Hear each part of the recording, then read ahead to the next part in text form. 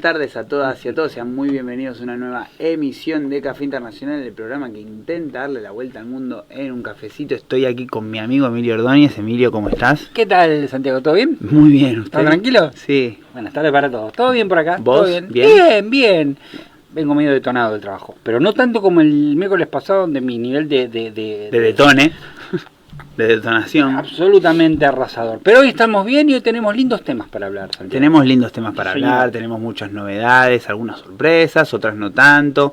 Y tenemos varios lugares hacia dónde ir, ¿no? En el globo, con lo cual eso a mí siempre me gusta, variar las latitudes. Sí, la agenda a veces nos propone lugares que se concentran, y siempre lo preferimos. Este es otro de los secretos de producción. Nos gusta la región, nos gusta ver cómo sigue la dinámica regional, las diferentes elecciones, los diferentes procesos que se van dando.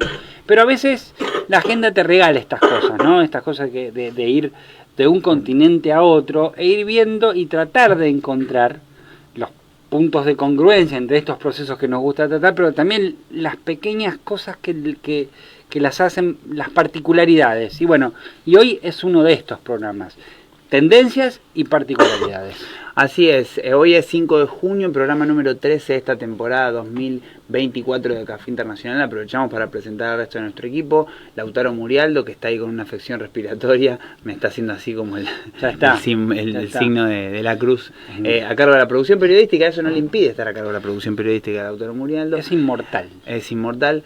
Hernán Cabrera hoy detrás de los controles, a cargo ahí de toda la maquinaria para que Café Internacional salga al aire. Agradecemos como siempre al diario Conclusión por recibirnos una semana más aquí en sus estudios. En la pantalla están las redes sociales por las cuales se pueden comunicar ustedes con nosotros. Café Internacional CIEP en Facebook, Café Internacional en Instagram y Café Radio FM en Twitter. Bien, como decía Emilio, hoy vamos a hablar de 3 temas que son variados, que en realidad si bien todos tienen que ver tangencialmente o específicamente con procesos electorales, son bien distintos entre sí, ¿no? En primer lugar vamos a hablar del triunfo de Claudia Sheinbaum en México, un triunfo que se esperaba, que era era esperarse que Morena, el partido oficialista, el partido del presidente Andrés Manuel López Obrador, retenga la presidencia de los Estados Unidos mexicanos. Se votó en 9 de las 32 gobernaciones de los estados. Fueron las elecciones más grandes de la historia de México por la cantidad de cargos de elección popular que había en juego. Sheinbaum ganó con un porcentaje mayor al que ganó AMLO hace 6 años, con lo cual le da un espaldarazo importante a la presidenta electa de México, primera presidenta mujer en la historia de los Estados Unidos mexicanos. Vamos a tratar de analizar, ¿no?, qué perspectiva política se abre en México a partir del triunfo de Sheinbaum, la doctora Claudia Sheinbaum, física de profesión, ella como Angela Merkel. Tiene un Nobel colectivo, pero lo tiene.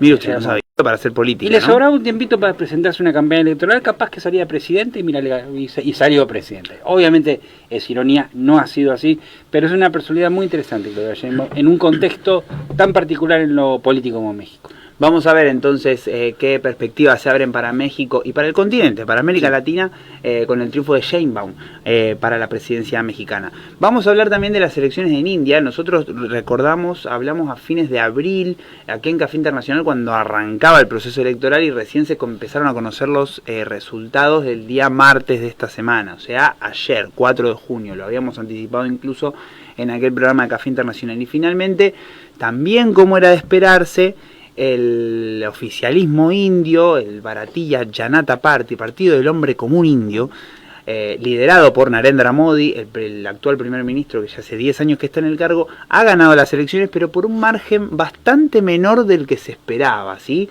Recordemos que en las últimas elecciones de 2019 le habían dado la posibilidad a Modi y a su partido de gobernar en soledad, dado que habían logrado más de los 272 escaños del Lok Sabha, de la Cámara Baja India, para poder gobernar en soledad sin ningún tipo de acuerdo necesario con otro partido político, y finalmente ahora no llega a los 250 escaños, 240 se estima hasta a esta hora del miércoles que ha logrado el BJP, con lo cual algunos nubarrones en el horizonte, ¿no? Sí. Empieza a haber preguntas sobre si el BJP y Modi en particular no han llegado ya a su techo, a su auge, y luego de todo auge hay una sola dirección para ir, ¿no? Que es hacia abajo, con lo cual también se abre una perspectiva interesante después del proceso electoral indio, que fue sorpresivo en este ámbito. Finalmente nos vamos a volver a América Latina y vamos a hablar de El Salvador, porque Nayib Bukele ha asumido su segundo mandato, algo inédito porque en El Salvador no hay reelección, pero bueno, lo concreto ya lo hemos comentado aquí. La Sala de lo Constitucional de la Corte Suprema salvadoreña le ha permitido a Bukele presentarse a la reelección, la cual ganó en un proceso electoral que triunfó por más del 85% de los votos, apalancado en la popularidad que le dio su política de seguridad. Algunos tramos del discurso, y no voy a hacer hincapié, al menos yo, en esto que se levantó mucho en las redes de lo público tiene que ser mejor que lo privado, porque la derecha tiene muchas variantes. Muchas vertientes. Claro, ¿no? Sería una cosa muy obtusa encapsular absolutamente todos los dirigentes de la derecha latinoamericana bajo un mismo rótulo, ¿sí? Pero hay varias cuestiones y varias perspectivas que se abren en este segundo mandato de Bukele, que suele ser un líder citado por la derecha latinoamericana como modelo a seguir, y al mismo tiempo, empieza a marcar algunas definiciones o lineamientos de cara a su segundo mandato en El Salvador, que nos van a dar alguna pauta sobre hacia dónde puede ir aquel país centroamericano. Presentado entonces el programa y los temas de hoy, nos vamos a ir al primer corte y ya volvemos con más Café Internacional.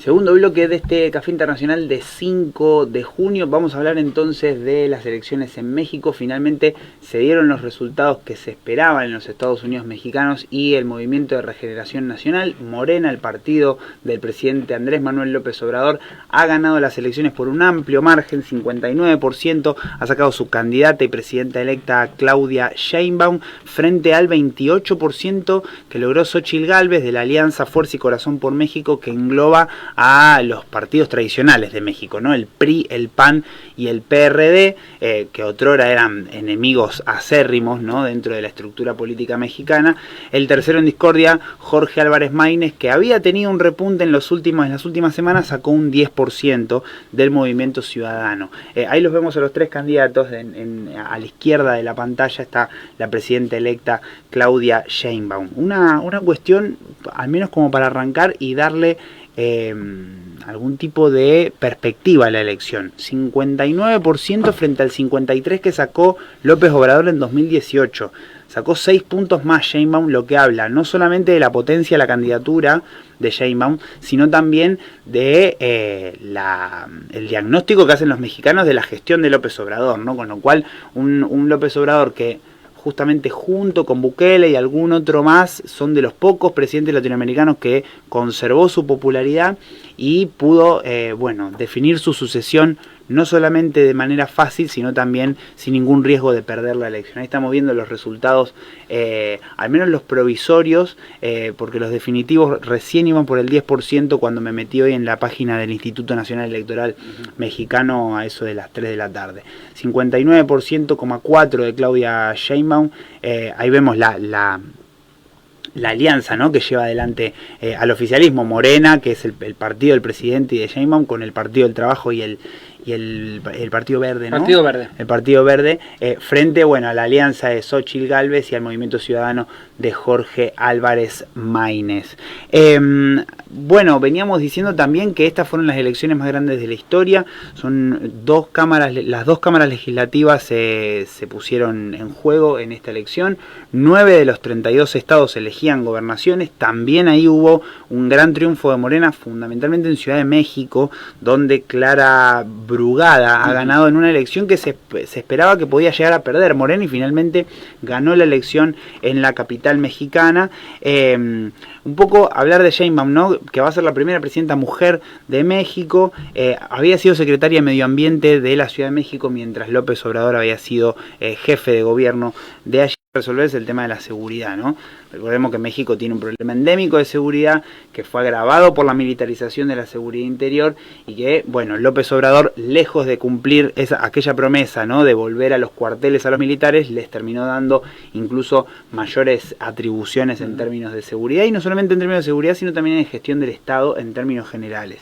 Y por otro lado, creo que la economía fue la llave maestra de la reelección, ¿no?, de la elección de Sheinbaum y la reelección de Morena como partido político, porque ha habido una suba del salario sostenida, porque ha habido una suba de la inversión sostenida, y porque ha habido una disminución de la pobreza también sostenida durante el sexenio de López Obrador, con los mismos condicionantes que tuvimos todos los países de América Latina, ¿no? Con lo cual eso es de destacar, y también como para empezar a entender por qué ha ganado con tal margen las elecciones Claudia Sheinbaum Pardo, la presidenta electa de México. Rápidamente decir que algunos analistas plantean que la elección, obviamente todo del diario del lunes, ¿no? pero la elección ya estaba ganada de la interna de Morena. Cuando vos hablas de la potencia con la cual le gana Sheinbaum a Ebrard, ahí inclusive alguna entrevistada que tuvimos lo infirió de alguna manera, ¿no? Como diciendo, esto todavía falta mucho para las elecciones, pero hay un clima que que la elección, si no está decidida, está casi decidida. Entonces el gran desafío era cómo se iba a plantar López Obrador de cara a su sucesión.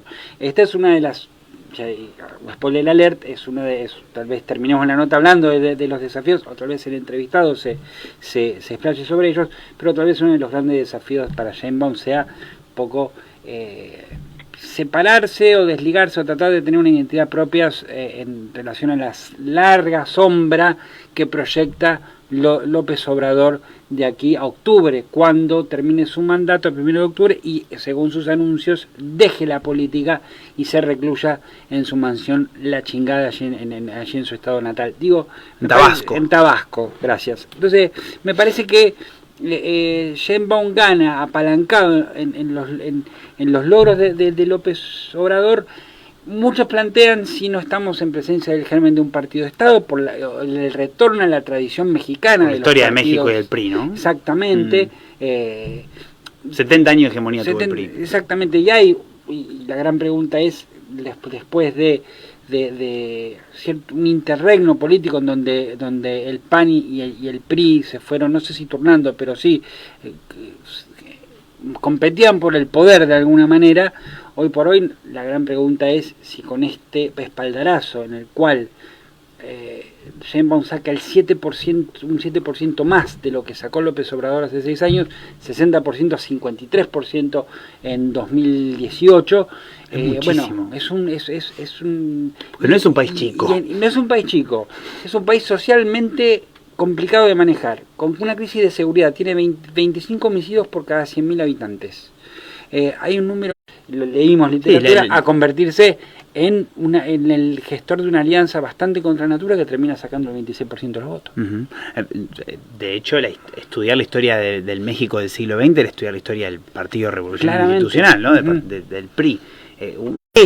La legitimidad de origen es indiscutible, suya. Independientemente que claramente era la favorita de López Obrador. Me parece que Claudia Sheinbaum no es una improvisada y sobre todo no es un outsider, viene de la alcaldía de la municipalidad de Tlalpan, una municipalidad dentro del Distrito Federal de México, viene de ser ministra de Medio Ambiente bajo López Obrador cuando era alcalde de la Ciudad de México, fue intendente de la Ciudad de México y ahora...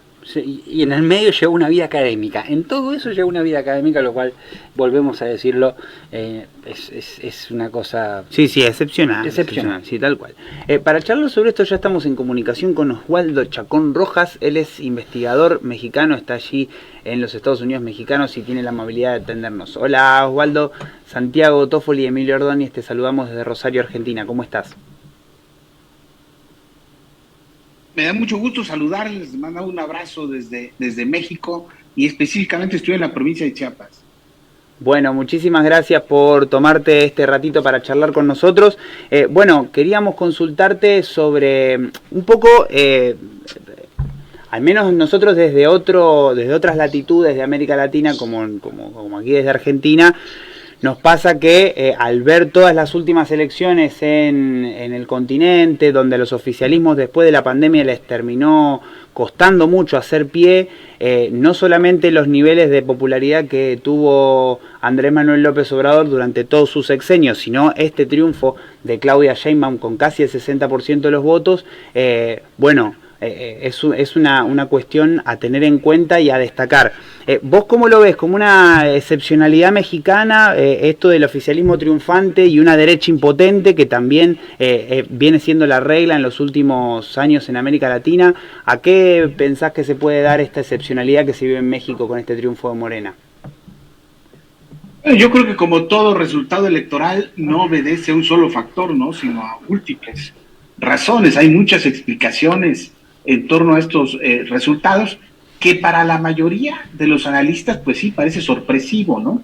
Ya habían encuestas que hablaban de una diferencia muy importante a favor de la candidata del oficialismo, pero quizás no con la diferencia con la que se concretaron los resultados, ¿no? Se hablaba mucho en México de un voto que no se estaba manifestando en las encuestas, y que podría ser anti el partido en el gobierno, y sin embargo, y aquí vino la gran sorpresa de esta elección, ¿verdad? Ese voto silencioso, ¿no?, se manifestó, pero a favor del partido en el gobierno, ¿no?, de manera abrumadora. Claudia Sheinbaum es la presidenta, no solamente es la primera mujer en la historia de México que ocupa la presidencia de la República, es la candidata más votada de toda la historia, ¿no? Uh-huh. Osvaldo, que en este sentido, ¿cómo ves, una legitimidad de origen que justamente vos acabás de destacar con la particularidad que tiene Claudia Sheinbaum de ser la candidata más votada en la historia de México, pero con el liderazgo de López Obrador atrás, en un contexto, vuelvo a repetir, regional, en el cual los liderazgos y las sucesiones vienen siendo problemáticos, y esta cuestión de, dónde se colocan los líderes que dejan el poder y le dan paso a un sucesor? ¿Cómo se ve esto, al menos en este primer momento de campaña electoral y después del triunfo del domingo? Mira, antes de hablar en prospectiva, nada más terminar el análisis retrospectivo. Sí. La derecha apostó a una narrativa para atraer votantes muy parecida a la que utilizaron los demócratas en la campaña presidencial norteamericana, ¿no? Poniendo en el eje de su discurso los peligros o las amenazas para la democracia liberal que representa el populismo, ¿no? Uh-huh. Y durante todo el sexenio, pero sobre todo los últimos 3 años, fortalecieron ese discurso. Y sí fortalecieron el voto en el sector, en las clases medias, pero no movilizaron en los sectores pues más pobres, las clases más populares del país, que de manera masiva salieron a votar por Morena, ¿no? También la derecha puso, además del tema de la defensa de la democracia, el aspecto de la zozobra o el miedo generado por la violencia exacerbada que hay en México, ¿no? Uh-huh. Es decir, el fracaso de las políticas de seguridad basadas en el abrazos y no balazos de Andrés Manuel López Obrador, ¿no? Confiando en que una sociedad que tiene miedo, ¿no?, iba a volcarse a las urnas a respaldar su propuesta política. Y esa fue la gran sorpresa, que a la inmensa mayoría de los mexicanos no les importó la amenaza a la democracia, no compró el discurso de la amenaza a la democracia, ni tampoco les importó el tema de la inseguridad, ¿no? Uh-huh. Al final yo creo que había que regresar a aquella famosa reflexión de Carville, el asesor de la campaña de Clinton del 92, ¿no? Cuando decía es the economic stupid, ¿no? Al final es la economía, ¿no? Los mexicanos y las mexicanas, la inmensa mayoría, siente que la economía está estable, ¿no? Se siente cómoda y agradecida con este sistema de basado en un asistencialismo muy amplio y poderoso, basado en programas sociales, y eso se reflejó en las urnas, ¿no? Viene relacionado a la respuesta que acabas de dar, pero a mí me llama la atención, lo decíamos en la introducción a esta nota, como nosotros como estudiantes y graduados de Relaciones Internacionales estudiamos historia de México, y la historia de México era la historia del PRI. Hoy el PRI está reducido, no sé si animarme a decir una mínima expresión, pero comparado a lo que supo ser en un momento, ha perdido, se ha desgajado prácticamente, y hoy forma una alianza que hace 15 años, cuando éramos jóvenes, era impensable en términos políticos. Más allá de la agenda electoral puntual que hizo ganadora, que generó la victoria de Sheinbaum y generó la debacle de la candidatura de Xóchitl Gálvez, ¿qué es lo que no está viendo el PRI y los partidos tradicionales de México que sí está viendo Morena? ¿Por qué te digo esto? En Argentina estamos viviendo también, como sabrás, momentos confusos en los cuales estamos tratando de descular por dónde pasa el eje político, por dónde pasa la narrativa política. Digo, ¿qué es lo que perdió el PRI? ¿Qué es lo que no sabe ver que Morena sí supo ver en su momento? Bueno, está clarísimo, ¿no? Cuando uno ve los números, lo que están reflejando los datos de las que se recogieron en las encuestas de salida, una amplísima mayoría de mexicanos y mexicanas de los sectores más desfavorecidos votaron por Morena y rechazaron al PRI y al PAN, ¿no? Es decir, el discurso, la narrativa de Morena, pues ha arraigado en estos sectores, ¿no? Y quizás estos partidos tradicionales, pues no los han vuelto a ver o no los han convertido en el eje de sus campañas y de sus propuestas. Como lo dije hace un momento, ¿no? Se centraron en el tema de la defensa de la democracia, el tema de la inseguridad, y quizás la elección reflejó que no son los aspectos prioritarios para esos grandes sectores desfavorecidos de la sociedad, sino que es justamente la distribución de la riqueza y el tema de la pobreza y la desigualdad social, ¿no? Tal vez sea un momento prematuro para decirlo, pero es un poco, creo que uno hace futurología inclusive al plantearlo, Osvaldo. Morena puede llegar a convertirse, puede llegar a renovar la tradición de los viejos partidos Estado, o vos crees que este es el germen, o depende mucho más de una dinámica nueva que pueda adoptar, o un perfil nuevo que pueda adoptar Morena con Sheinbaum al frente, considerando además que, por lo que hemos leído acá, Osvaldo, el signo de Morena es básicamente la figura de López Obrador. Hay que tomar en cuenta varios factores, ¿no? El primero es que hay que esperar cómo queda la composición de las cámaras, ¿verdad? Se había dado como una proyección inicial con resultados preliminares por sentado de que Morena, Claudia Sheinbaum, tendría en particular mayoría calificada en las dos cámaras. Si eso es así, pues el escenario que tú platicas no hay que descartarlo, no es bastante probable. Tienes un partido que puede hacer las reformas constitucionales, además que no mienten, así las anunciaron en campaña, incluso al otro día de las elecciones el presidente López Obrador anunció que enviaría su paquete de reformas al Poder Judicial, ¿no? Y eso pudiera sentar las bases de un régimen de partido. Yo no llamaría partido de Estado, ¿eh? Yo creo que no hay condiciones en el contexto democrático de ahora para que exista algo a lo que en su momento fue el PRI, pero sí se consolidaría un sistema de partido hegemónico, pues muy poderoso, ¿no? Ahora hay que tomar en cuenta otra cosa. El éxito de Morena sí tiene que ver con su narrativa, con su discurso, pero también hay otros elementos que lo explican.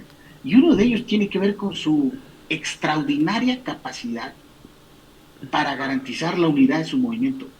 No hubieron fracturas, no hubieron quiebres, ya se sabía que si ellos llegaban, ellos lo sabían muy bien, que si llegaban unidos iban a ser muy poderosos en estas contiendas, porque lo vivieron en las elecciones intermedias, donde no les fue bien en las legislativas, donde pierden la mayoría en la Ciudad de México de su bastión, y yo creo que eso les vino bien, porque les enseñó que tendrían que hacer un esfuerzo por arreglarse entre ellos y priorizar su unidad, y eso lo hicieron muy bien, y el eje de esa estrategia es Andrés Manuel López Obrador.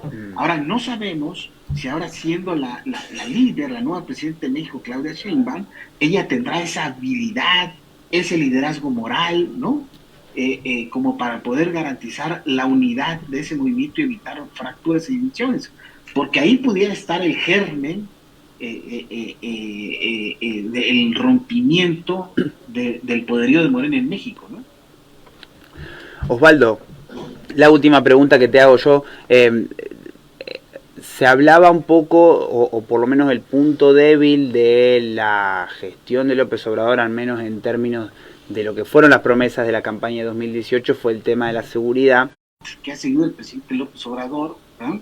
Es de no hacer un enfrentamiento frontal y directo hacia principalmente las grandes bandas del crimen organizado que existen en este país, y en ir concentrando el poder del ejército, ¿no? en estas tareas. Y en campaña, la doctora Claudia Sheinbaum no se apartó ni un centímetro de esa estrategia. Ahora, como diría Vargas Llosa, ¿no? Se hace campaña en poesía, pero se gobierna en prosa, ¿no? No sabemos, habrá que esperar. Yo creo que ella se verá en la necesidad de sí hacer algunos ajustes. Hay gente muy especializada, muy cerca de ella, que son expertos en temas de seguridad, principalmente Omar García Harfuch, que era su propuesta para la jefatura del gobierno de la Ciudad de México, fue su encargado de seguridad en el gobierno de la Ciudad de México, y es un hombre que viene una carrera en el ámbito de la ciudad pública muy interesante, y yo creo que hay elementos entonces como para advertir que sí habrán algunos ajustes. ¿Qué implicarían esos ajustes? Pues frenar ese poderío en materia de seguridad del ejército mexicano, es decir, apostarle a una especie de rectoría civil de las estrategias de seguridad. Otra es no concentrar tanto las políticas de seguridad, sino apostarle más bien a un enfoque más federalista, fortalecer más el tema a nivel de los estados y de los municipios, ¿no? En fin, yo sí veo como algunos elementos que me hacen pensar que la estrategia de seguridad de la doctora Sheinbaum sí implicará algunos ajustes respecto de lo que ha hecho López Obrador. Osvaldo Chacón Rojas, investigador mexicano, muchísimas gracias por este ratito que te tomaste para charlar con nosotros, y esperemos que haya una próxima oportunidad para volver a hablar de México. Con muchísimo gusto, les mando un fuerte abrazo, que estén muy bien. Igualmente, abrazo, igualmente para vos. Hasta luego. Pasaba entonces la palabra de Osvaldo Chacón Rojas, como veníamos diciendo, investigador en México, analista electoral, hablando un poco del panorama que se abre después del triunfo importantísimo y muy abultado de Claudia Sheinbaum, presidenta electa de México. Creo que el final de la entrevista marca un poco, no sé si las incógnitas, por lo menos una de ellas, cuál será el perfil, por lo menos en el ámbito de seguridad. Digo, López Obrador ha concentrado lo que ha hecho en los últimos 6 años, su 6 años de gobierno, es justamente no soltar la narrativa, no soltar el poder comunicacional, no permitir que alguien, otra cosa, ocupe el centro. Exactamente, ¿no? Y es un estilo de gobierno que le ha funcionado. Sí, claro. Digo, y que también relativiza el tema de las redes sociales. Claro. ¿no? Que sí. AMLO no usa redes sociales y comunica muy bien. Que en esto estamos diciendo, bueno, la nueva política, que estamos viendo todo en el tamiz argentino, ¿no? Sí. Y bueno, y no necesariamente hace falta el Twitter o la hiperactividad en las redes para poder comunicar al menos eficientemente. Claramente no. También es un poco recuperar los viejos códigos de la política en términos de comunicarse tú a tú con el electorado. Y también hay una manera de hacer política muy en torno a su persona. No lo digo desde un punto de vista peyorativo ni necesariamente en desmérito o disvalioso. Digo, Claudia Sheinbaum, creo que hay, con lo último que dijo Osvaldo, me da la sensación que la gran incógnita será en qué puntos, no solo el de seguridad, en qué puntos podrá separar tanto su política de gobierno como su política comunicacional de la de López Obrador. Hablamos básicamente de un perfil distinto, que tiene que ver, repito, le pasó, bueno, cuando hablábamos en su momento del triunfo de Luis Arce en Bolivia, teníamos la misma incógnita. Se resolvió por la peor de las opciones. Se resolvió pudriéndose todo. Exactamente. ¿No? Bueno, si acá hablábamos justamente, fíjate cómo es, Morena logra a partir de las elecciones intermedias, y cuando Osvaldo hablaba de esto yo me acordaba de el conato de conflicto que fue rápidamente desactivado por López Obrador cuando Ebrard pierde la interna. Que se decía que podía llegar a ser candidato por otro partido. Exactamente, que inclusive se rumoreaba que estaba siendo seducido por el PRI, sí, para algún cargo en el por el Movimiento Ciudadano. Exactamente, nada de eso sucedió. Morena se mantuvo unido y hoy se vio que ganan las elecciones. El ejemplo claro también tiene que ver un poco con un problema que parece haberse resuelto en el caso mexicano. Veremos cómo va el derrotero de Sheinbaum, pero parece que los progresismos tienen un serio problema en mantener las unidades, la unidad partidaria y la unidad de su núcleo. Sí. Lo que en Bolivia implotó, lo que aquí en Argentina se deshizo por problemas de internismo entre las tres patas de los que fueron en su momento el Frente de Todos. En Brasil, el tema de Lula, por intermedio del Poder Judicial, por una sentencia judicial que lo mete preso y lo inhabilita y tienen que sacar un candidato de buen fuste pero muleto al fin, como fue Fernando Haddad. Y por hoy no parece haber alguien que resuelva o que suceda hoy a un año y medio de gobierno Lula. Digo, Morena parece, veremos si esto es así, pero parece haber aprendido de los ejemplos de otras experiencias progresistas para mantener su viabilidad política y su sustentabilidad en votos y para mantener competitividad electoral, que de esto se trata. Y con esto termino.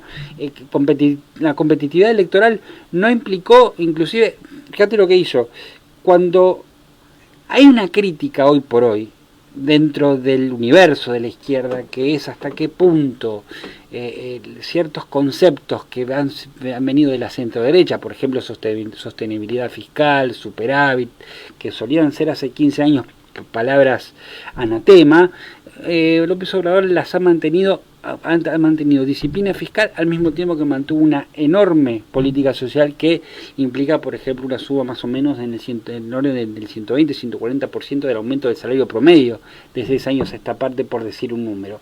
Acá tenían los números de crecimiento que, si bien han sido decrecientes, no dejan de ser impresionantes. Después de la pandemia, que la economía se fue abajo un 8,7%, 5,8% en 2021. Positivo, ¿no?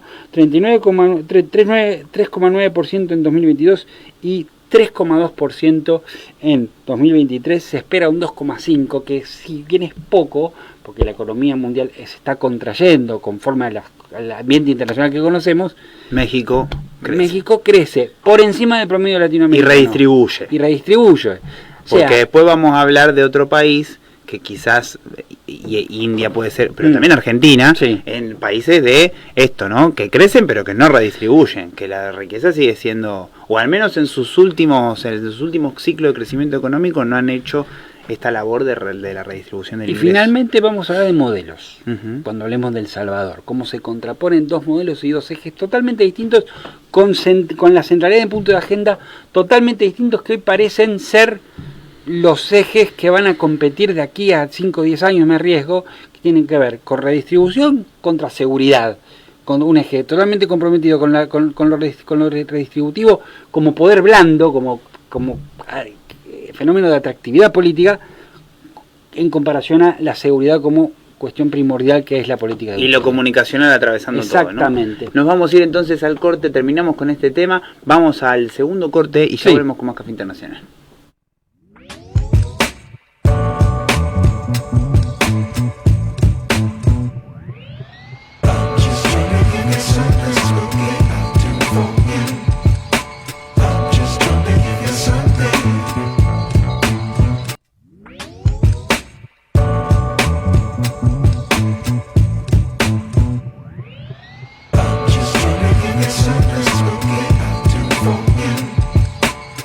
Just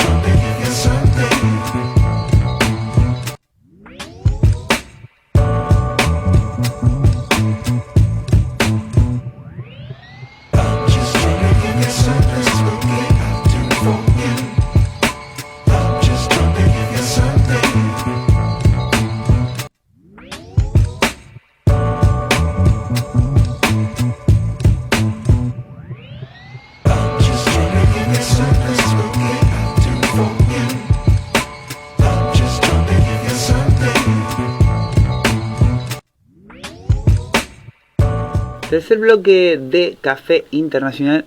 ¿Cómo la estás pasando? Mejor Dani? que vos. Mejor que yo ahora, ¿no? No lo vamos a decir, pero tuvo un acceso. Creíamos que en medio de la entrevista perdíamos al conductor para siempre, pero tuvo un acceso de tos imparable. Lo supo manejar con la maestría con la que el señor Toffoli, a pesar de lo que él cree de sí mismo, tiene para estas cosas, pero por un momento creímos que lo perdíamos. Pero la estoy pasando mejor que vos y en ese contexto la estoy pasando bien. No, yo quiero agradecer a Hernán Cabrera en los controles que inteligentemente cada vez que podía sacaba mi imagen para que yo pueda expulsar la tos de mi cuerpo. Sí, señor. Pero estuvo. Y ustedes se están enterando porque nosotros lo estamos contando. Claro, ¿no? pero aparte, en la última pregunta yo le vi la cara, estaba rojo acá. Sí, sí. Y con la nariz totalmente Tremendo. tapada. Pero más allá de esto, a nosotros nos gusta contarles el detrás de escena. La trastienda. Por lo menos lo que podemos contar de Café Internacional. Por lo demás, excelente entrevista, la estamos pasando bien, yo la estoy pasando bien. Yo también y bueno, la estoy pasando bien. Bien, perfecto, ese es el espíritu Más allá. resiliente que me gusta Sí, ver de usted. sí, sí. Así que bueno, bien la entrevista de México, muy bien el panorama, habrá que seguir con expectativa este nuevo momento de Morena en el país azteca. Nos vamos al sur de Asia porque vamos a hablar de India. Recordarán ustedes, si siguen los programas de Café Internacional, que a fines de abril hablábamos de la apertura del proceso electoral en India, el país más poblado del mundo, 1.400 millones de personas aproximadamente, en las cuales 980 millones estaban habilitadas para votar. Obviamente una cuestión que por la logística y por la propia naturaleza populosa del país iba a llevar un tiempo dar a conocer los resultados y el proceso electoral en sí para su desarrollo. Finalmente, ayer 4 de junio empezaron a conocerse los resultados.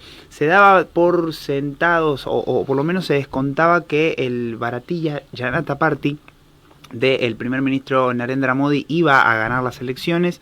Finalmente esto sucedió, pero a diferencia de lo que sucedió hace 5 años, en el año 2019, el oficialismo, el partido oficialista indio necesitará de alianzas para gobernar en aquel país, dado que no ha llegado por sí solo a alcanzar los 272 escaños de la Lok Sabha, la Cámara Baja india, para poder gobernar en soledad. Algo que había sido logrado en 2019, como veníamos diciendo, pero también Modi había dicho, vamos a llegar a los 370 escaños. 400. O llegó a decir 400, sí, estaba confiadísimo, Sí, ¿no? sí, sí. El amigo Narendra, pensando que iba a volver a repetir esta hazaña de, ahí lo estamos viendo, el primer ministro indio, que va a tener un tercer mandato finalmente en aquel país. Pero bueno, lo concreto es que aspiraba a tener más de 350 y no ha llegado a los 272 para gobernar en soledad.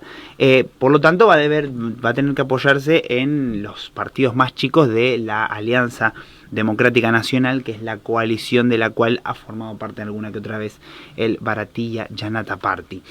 Un resultado que fue festejado por todos, porque el Congreso Nacional Indio, uno de los partidos, bueno, el partido histórico de India, ¿no? De Indira Gandhi, de Jawaharlal Nehru, que fue el único que estuvo 3 mandatos del primer ministro hasta la llegada de Modi, que va a ser el segundo en la historia del país en tener 3 mandatos seguidos.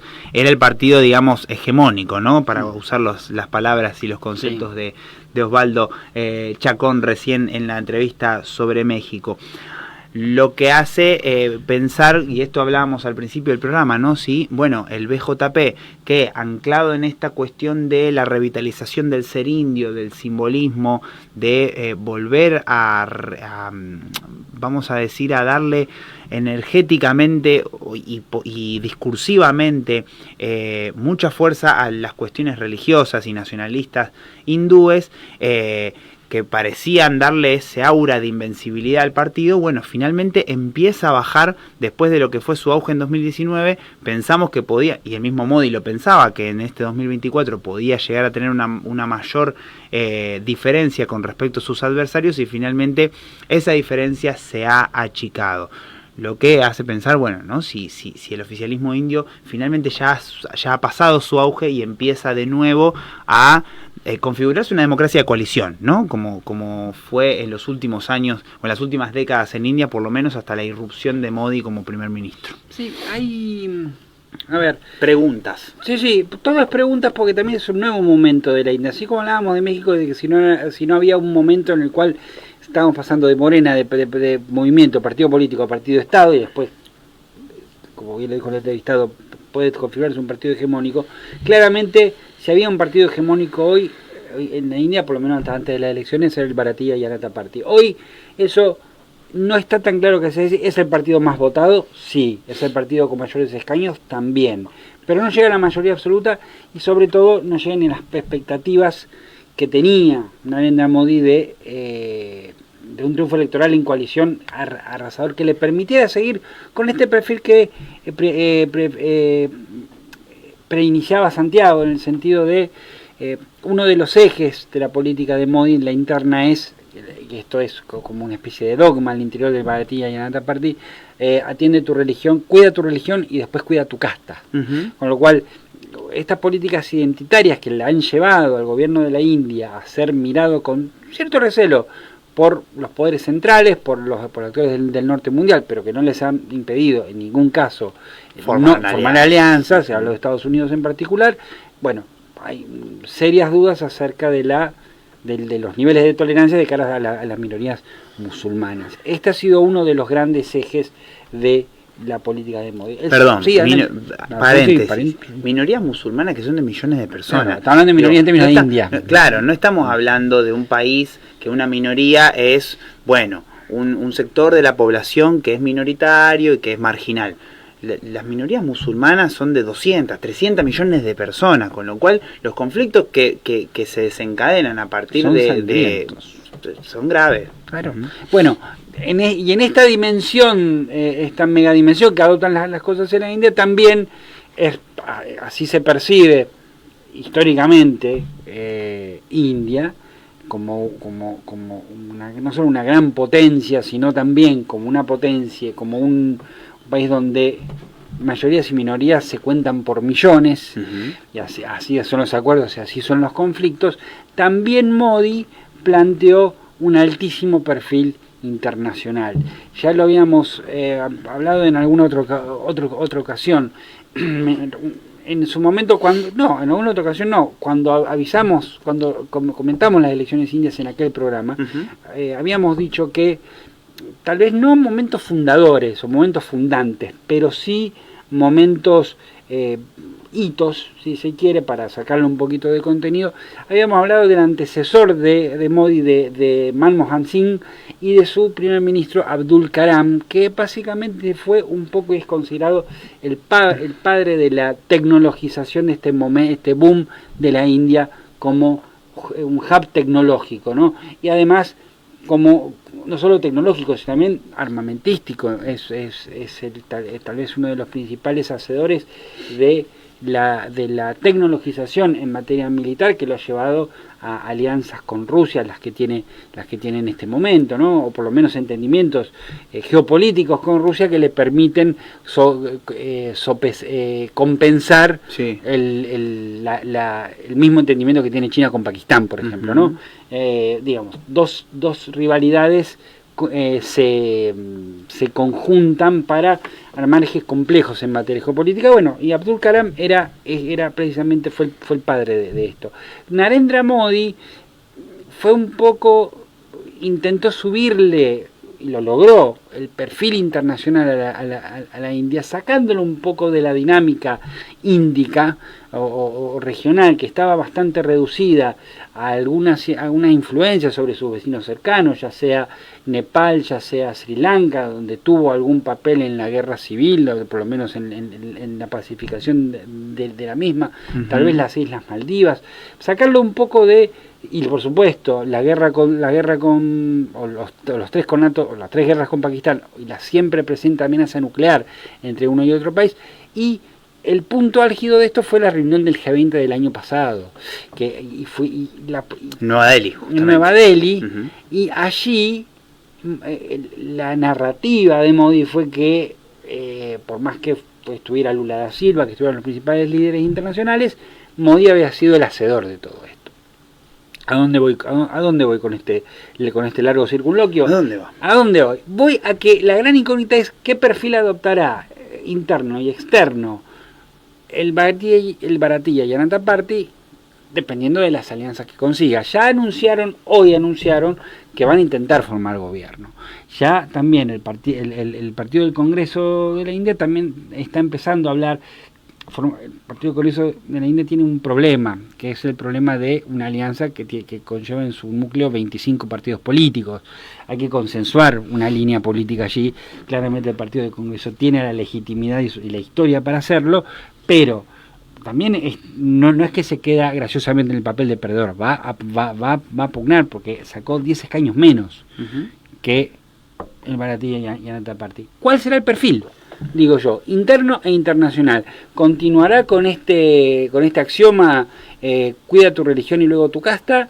¿O hará una política de mayor apertura en lo interno que por lo menos desescale las críticas que existen, que son reales en Occidente? Y en materia internacional, si continuará este perfil activo de Modi, siguiendo también una tradición de la India que es una tradición bastante multifocal en términos de alianzas políticas, pero ciertamente plantea preguntas acerca de la capacidad también del gobierno de Modi para actuar en estas esferas. Varias cuestiones. En primer lugar, me parece que las políticas trascendentales del nacionalismo hindú, si bien el apoyo al oficialismo ha mermado, siguen siendo vitales, ¿no? Y siguen siendo parte de la fortaleza de Narendra Modi y su partido en la realidad de la India.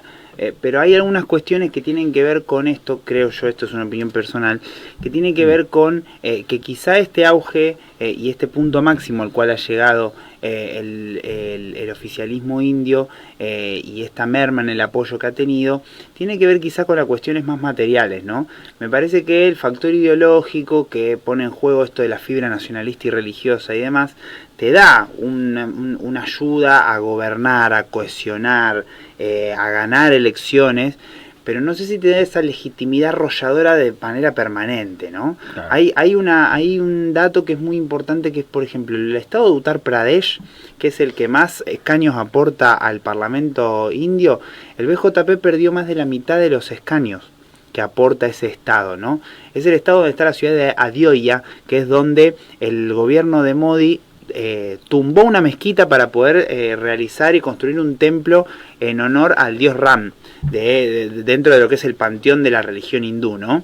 Como para darles también esto de decir, bueno, el nacionalismo hindú es la fortaleza del BJP, sí, está bien, pero ¿hasta dónde? ¿Hasta dónde? ¿O hasta cuándo? Claro, y hasta dónde te da carta blanca, ¿no? Para hacer, o para no mostrar resultados en otro lado. Me parece que por ahí viene la cosa. Ajá. Tamil Nadu, otro estado al sur, donde viven los tamiles, que es una minoría étnica en la India. El BJP centró muchos esfuerzos en campaña allí, no ganó ni un escaño. Con lo cual también ahí hay un límite que se encuentra muy tangible, ¿no? para la performance electoral que mostró el BJP en este proceso electoral, valga la redundancia, en la India, y que tiene que ver con esto de, bueno, hay una cuestión de crecimiento económico, esto que veníamos diciendo anteriormente con respecto a lo que sí sucedió en México. Hay un crecimiento económico, pero no hubo un abordaje de las grandes crisis de desempleos y bajos salarios y los inadecuados modos de vida que bueno, se derivan, ¿no? De algún modo del trabajo por cuenta propia, que es parte de la naturaleza de la masa laboral india, de millones y millones de personas, digo. Con lo cual, me parece que esto, creo que está bueno poner el foco en las políticas o en el factor ideológico como cohesionador, como sostén político de una estructura política X, y que te ayude, digamos, a establecer procesos políticos importantísimos, porque Modi va a gobernar 15 años la India, no es algo a no tener en cuenta. Pero ojo, no da una legitimidad indefinida, ¿no? Tiene límites concretos y al parecer lo económico, lo material, la plata, el bolsillo, terminó siendo el límite bien tangible que, el electorado lo acaba de demostrar en este proceso electoral en la India. Fede Ratas, recién mostraban... ¿Cómo volver a ponerlos a los resultados? Los resultados de la India. Yo había dicho que Congreso Nacional Indio había sacado 10 escaños menos. No es así, había sacado la alianza India, que se llama el acrónimo que nuclea a la oposición a Narendra Modi, bueno, Congreso Nacional Indio ha sacado 99 escaños, una mejora con respecto a los 46 que sacó la elección pasada. El Partido Popular Indio saca 240 escaños, había sacado 304 en la elección pasada. Pierde 63. Pierde 63 escaños. Muchísimo. Entonces, ¿cuáles son? Uno de los partidos con los cuales se va a apoyar es en ese partido de abajo, el All India Trinamool Congress, que tiene 29 escaños, que es un partido, creo que es de Uttar Pradesh casualmente, y que hay uno de los presidentes, Chandrababu se llama, que inclusive sonaba para primer ministro si ninguna de los dos partidos grandes llegaba a formar gobierno. Esto es ni Bharatiya Janata Party ni el Congreso Nacional. Así que habrá que ver.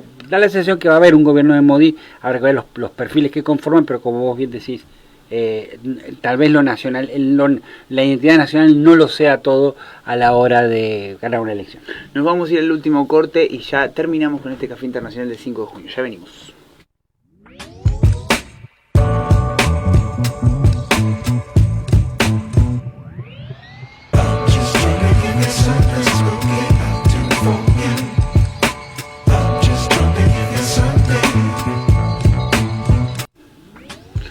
Último bloque de Café Internacional. Finalmente Nayib Bukele ha asumido su segundo mandato en El Salvador, gobernará hasta el año 2029. Recordemos que el 4 de febrero hubo elecciones en El Salvador donde Bukele ganó con más del 85% de los votos. Buen look metió Bukele. Sí, buen traje. Sí, acá aprueban en la tribuna. Aprueba Murialdo. Buen traje, parece un personaje de Game of Thrones. Sí, ¿no? en las redes se hablaba de Duna, que era una especie de duque Leto Atreides. De los Fremen, ¿no? Sí, no, al revés. De la casa real de los Atreides. Claro. ¿Te leyó ese libro? Vi la película La 1. Lea el libro. Bien, voy a leer el libro. Lea el libro. Bueno, lo concreto es que primer presidente de la historia democrática reciente de El Salvador en ser reelecto, porque la Carta Magna lo prohíbe. Recordemos que la Sala con lo Constitucional de la Corte Suprema le dio la oportunidad a Bukele de presentarse nuevamente a las elecciones. Un discurso centrado en la economía. Me pareció esto importante como para ir rápido al grano porque nos tenemos que ir. Sí. Pero en esto de decir, bueno, ustedes escuchen el discurso de Bukele. Lo importante me parece que para mí fue esto de decir, solucionamos el tema de las pandillas, de la seguridad. Ahora hay que hacer sostenible este modelo de seguridad, y haciendo sostenible llegaba a Bukele a decir nada porque ganó con el 85% de los votos. Claro. O sea, si yo gano con el 85% de los votos, puedo decir lo que se me canta. Que ¿no? Y usted también. Todos. Básicamente, cualquiera que gana con ese porcentaje abultado y la popularidad que tiene Bukele no está obligado a prometer absolutamente nada porque ya tiene la legitimidad y el apoyo popular para gobernar como le plazca. Bueno, Bukele igualmente hizo hincapié en esto de ahora vamos a ir por solucionar los temas económicos, algo que me pareció muy interesante de escuchar. Sí. Me parece que dura 40 minutos, búsquenlo, el discurso de asunción de Nayib Bukele en su segundo mandato en El Salvador. Sonó a paso de página política para El Salvador. Me parece muy interesante a tener en cuenta porque es precisamente ahí está el punto débil, ¿no? 85% del PBI de la deuda pública, es un alto nivel de endeudamiento externo. Todavía cerca del 25% del presupuesto salvadoreño depende de las remesas. Hay un 37% de pobreza. Las causas sociales no han sido atendidas. Ha sido una política totalmente centrada en el tema de seguridad. No lo vamos, ya nos vamos. No vamos a hablar no vamos a hablar directamente de la pugna de modelos, pero vos lo acabas de decir. Cuando vos tenés un modelo de redistribución que tal vez no muestre tantos buenos números en seguridad, pero funciona, es más probable que en un país pobre puedas ganar elecciones. Cuando tenés un modelo de seguridad como el que tenía El Salvador, tal vez también puedas ganar elecciones, pero ahora tenés que demostrar que es sostenible económicamente, y en eso las derechas han fallado. Independientemente de dónde te pongas, de dónde comulgues políticamente, regionalmente, no han tenido efecto de demostración. Y una última cosa, y con esto sí nos vamos. Latinobarómetro sacó hace 10 días, sacó hace 2 o 3 días el índice de satisfacción de la democracia. En El Salvador hay un 64%, es claramente a favor recibiendo positivamente las políticas de Bukele. En Argentina es el 33%. Quiero plantear esto, hay una recesión, hay una recesión democrática en la región que va a caballo justamente de esto que estamos hablando de la pugna de modelos. Hay que prestar atención justamente a cómo se van configurando estas batallas políticas en torno a modelos distintivos, porque hay un problema de representación. Bukele la resolvió con un fallo de la Corte Suprema, y se religió cuando no podía, y ganó con el 85%, y la gente apoya, aún con defectos, la política de seguridad. López Obrador, su gobierno, Sheinbaum, ganó con el 60% con un modelo distinto. Para ir pensando por dónde van los caminos de las luchas políticas en Latinoamérica, porque estos son los dos modelos y los dos debates que a mí me parece que van a copar la parada en los próximos años. Buen programa el de hoy. Hemos hablado de dos modelos distintos, como ha dicho Emilio, pero que han refrendado en las urnas y en el apoyo popular la legitimidad que tienen en sus países, con lo cual, y esto, no solamente ideológicamente distinto, sino esto también que decíamos de lo comunicacional. Un López Obrador más centrado en la comunicación de la vieja política, de las conferencias de prensa, de las mañaneras, y Bukele, que es gestiona el gobierno por Twitter. Un as del Twitter, ¿no? Todo el tiempo tuiteando y dando órdenes por Twitter. Con lo cual, muchas cosas para analizar, para volver a rever de este programa de Café Internacional del 5 de junio. Con esto último nos vamos. Agradecemos como siempre al Diario Conclusión por abrirnos sus puertas, al autor Murialdo por la producción periodística, Hernán Cabrera por estar detrás de los controles en la pantalla, están las redes sociales por las cuales se pueden comunicar con nosotros. Y mi último agradecimiento es para mi amigo Emilio Ordóñez. Emilio, gracias. No, gracias a vos, un placer. Nos estamos viendo miércoles que viene, el programa 14 de Café Internacional. El programa que intenta darle la vuelta al mundo en un cafecito. Gracias por estar una vez más del otro lado. Un abrazo grande y que tengan linda semana.